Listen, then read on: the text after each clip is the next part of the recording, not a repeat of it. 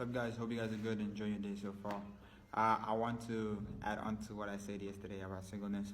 Like, yes, your mind, your body, your spirit, God breaks certain mentalities, of course, that I believe and that I have experienced on a day-to-day basis during that singleness, especially like if, for example, you do desire to get married. But again, the topic of singleness in itself, it is a great honor. We observe how in Matthew 19 it says, verse 12, it says, "For there are some eunuchs which were so born from their mother's womb, and there are some eunuchs which were made eunuchs of men, and there be eunuchs which have made themselves eunuchs for the kingdom of heaven's sake." So it's almost like Jesus right here, not almost, but is, where Jesus right here is elevating the importance of singleness, that it is an opportunity for one to devote themselves fully to God.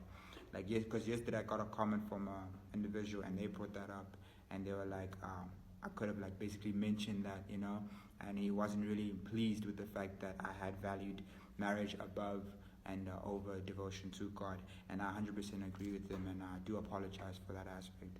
But again, in 1 Corinthians chapter 7, verse 32 to 35, it says, "But I would have you without carefulness. He that is unmarried careth for the things that belong to the Lord, how he may please the Lord. But he that is married careth for the things that are of the world, how he may please his wife.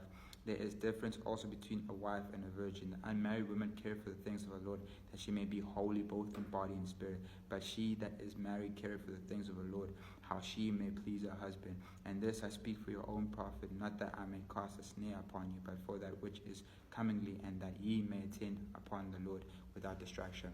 And I agree 100%, again, because Paul here emphasizes that singleness is an opportunity for a man and a woman, or a man or a woman, to be fully devoted to the things of the Lord.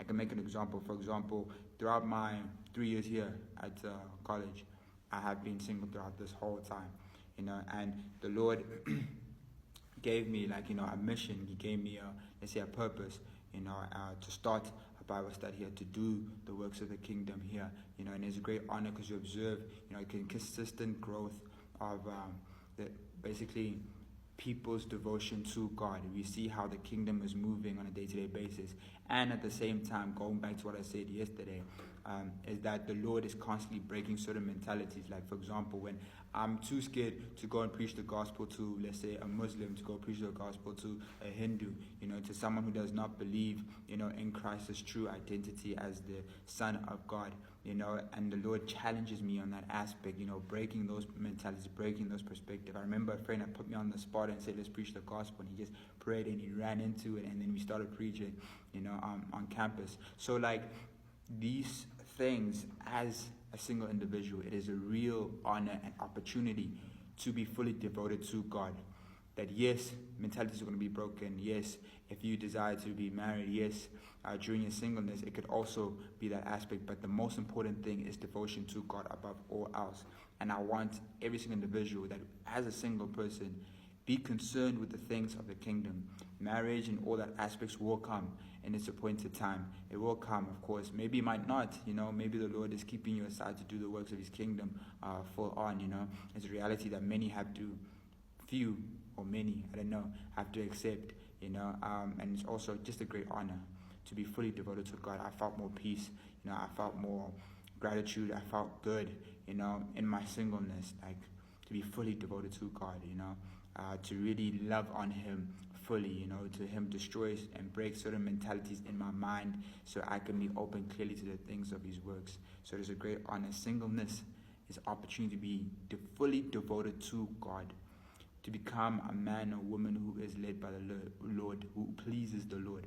One of my prayers is Lord, make me a man that you're pleased to witness, a man in which when you observe with your own eyes, you are glad, let's say, that you are happy. You at the end of my day say, "Well done, my good and faithful servants." So at the end of the day, singleness is the opportunity and is a chance for an individual to be fully devoted to God. So use that. Be concerned with the things of the kingdom.